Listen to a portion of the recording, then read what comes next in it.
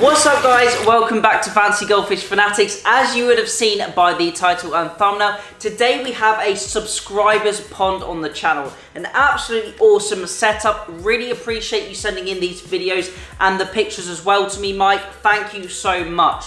So just before we check out this amazing pond and also fish, let me give you a really quick rundown of it and then we'll go over all of those individual videos, have a look at the filtration, have a look at the pond setup, the plants, the filters and the fish. So firstly, this pond is absolutely jam-packed with different types of filter methods. We've got a noxic filtration, we've got a bog filter, I believe. We also have under gravel filtration, which is utilizing an airlift system. We also have a shower filter as well. We've got fish from Newland Pets, Star Fisheries, Adam Luck, and Northants Goldfish. So we've got loads of different fish, loads of different varieties. We've also got some plants in there as well. It's an absolutely amazing setup and I really wanted to include it into one of the videos on the channel. So Mike reached out to me and thankfully he sent me lots of videos of the setup. So without further ado, let's get the videos on the screen now. Let's check them out and let's look at this amazing pond.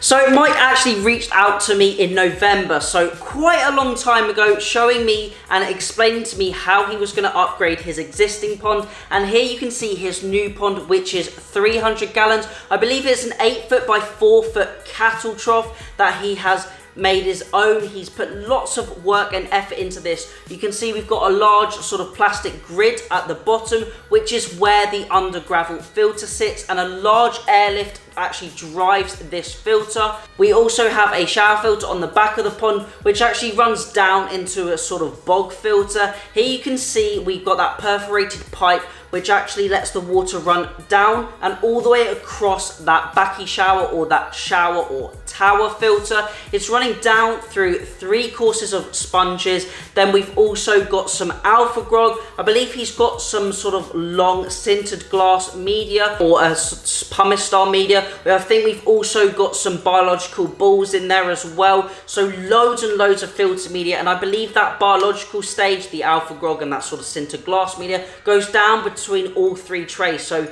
a huge amount of filter media in there. And then that actually runs down into the sort of bog section where I believe he has his biocenosis baskets, which are otherwise known as anoxic filtration. Essentially you have kitty litter, or I believe it might be called lateralite, hopefully I'm not wrong there, and you have that in a basket. Essentially you're creating a really low to 0 oxygen area within the middle. So you essentially got a area within that basket which has no oxygen and no flow to it, and then anaerobic bacteria actually consume the nutrients and nitrates within the water. You would have just seen there on the screen he's got a pump as well which pumps the shower. Obviously we have an airlift pump as well, and he's also got a UV to keep the water clear. Now he's actually purchased fish from Newland Pets, Star Fisheries, Northants Goldfish and Adam Luck. So we do have a nice range of different styles, qualities and color variants as well. We've got Ranchu, I believe we've got Aranda. There might be some other varieties in the tank or the pond as well. Here you can see we've got a few Ranchu on the screen, some nice red and white, and it's really nice to see that he's actually purchased from different sources and we have those different style of fish. Although a Ranchu is a Ranchu and an Aranda is an Aranda, different farms, different hobbyists breed different styles of fish. Some have smaller wens, some have bigger wens, some have more extreme back curves and more depth to the bodies, some have smaller tails, some have longer tails, and it's really nice to see the sort of different styles as well as that different color variation as well to the fish. So that is really nice to see, and obviously we've got quite a few fish in this pond because it is really large, and it's nice to see a pond that stops with loads of fish. Now towards the middle and end of the video, we're actually going to be seeing some underwater footage of the pond as well, which is going to be really nice to see. Sorry, a few of the videos are a little bit overexposed. They might seem a little bit bright, and that's because this was actually filmed on a sunny day, so apologies for that. But here you can sort of see the general layout of the pond with the fish and the plants in it.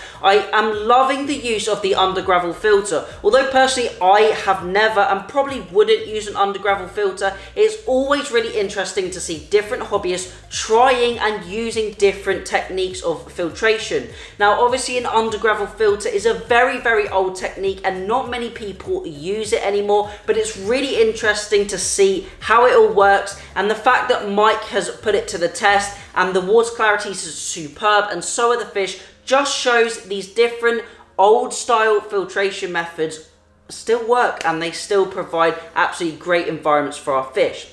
Now you also see we have a large pond lily in the middle of the pond. We also have different marginal, immersed and submerged vegetation as well, and obviously my tank is completely bare as you can see in the background, but I definitely feel like the pond environment is best for our fancy goldfish if I'm honest, and providing them with nice natural plants for them to lay their eggs, for them to hide in, to provide coverage from the sun and the elements is definitely the way forward. These fish have come from lakes and slow flowing waters where there is lots of vegetation. It is part of their natural diet, and I definitely feel that they can thrive in this environment. It also helps the sort of coloration of the fish, having them outside with that natural vitamin D from the sun as well. So I would definitely advocate keeping fish in the pond. Obviously I have my Japanese top view rancher outside, and I would say in that pond environment the fish just do so well. Yes, a pond like this may be quite grubby and dirty, you may get lots of detritus build up on the bottom,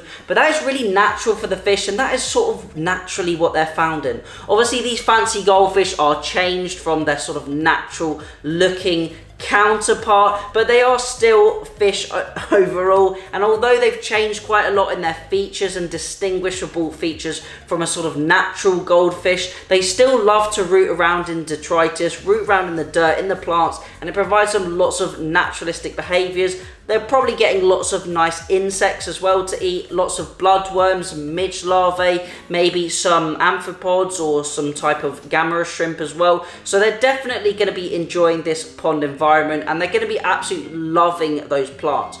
Especially when that sun just hits the pond, it's absolutely lovely to see those fish, and especially with lovely water clarity and a huge filtration on a system like this with not a huge amount of fish, it is going to provide an exceptional habitat for them.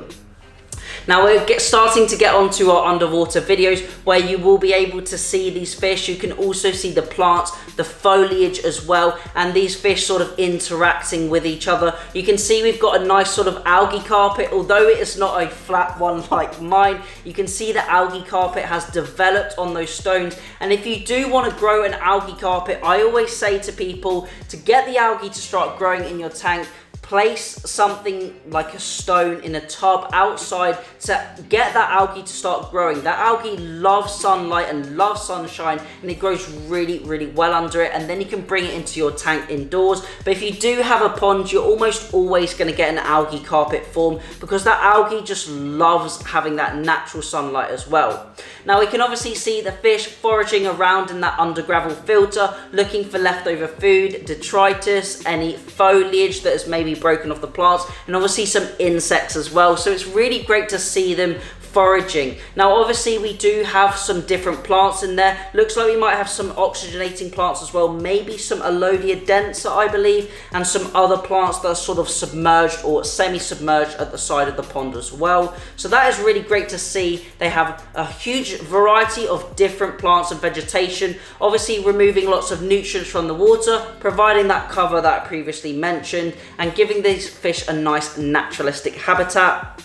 Really liking the different use of different varieties of fancy goldfish as well, using some different varieties that complement each other, some different colors, like we've got the oranges, the blacks, it looks like we've got some tigers, tricolors, loads of different types of fancies, and I absolutely love this approach to fancy goldfish keeping. So hats off to you, Mike, you've done an absolutely cracking job. Now obviously I haven't mentioned too much about food because Mike actually feeds a massive range of different foods, and I'm definitely an advocate for trying different things with our fancy goldfish. Generally our fancy goldfish eat whatever we put in our tank or pond, and as you can see on the screen, Mike has a huge range of different foods that he has been trying.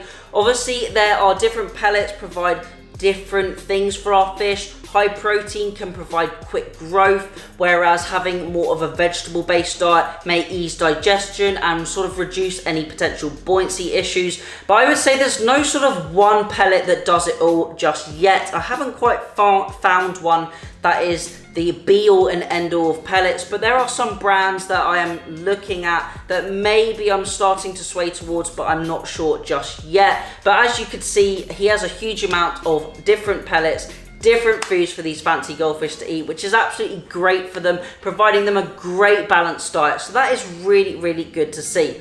But that is really the end of the underwater fishes that he supplied. We've obviously got loads of different shots, different angles of the pond, loving the use of those different filtration techniques. If you do have any questions, please leave those down in the comment section. I'm sure he will be able to come along and answer any questions you have on his fish, on his filtration setup, or his plants potentially as well. So thank you so much for the videos, Mike. Absolutely love speaking and narrating over your fantastic pond setup. But that is the end of the footage, so now I'm just gonna wrap up the video. So that is it for today's video. Thank you all for watching. Hopefully you enjoyed it. As I mentioned, if you do have any questions for Mike, please leave those down in the comment section. And if you want to have your tank or pond featured on a video just like this one today, then leave that little comment down below, or feel free to email me at fancygoldfishfanatics@gmail.com. But that is it for today's video. Thank you all for watching. Remember to keep those water changes up, and happy fish keeping.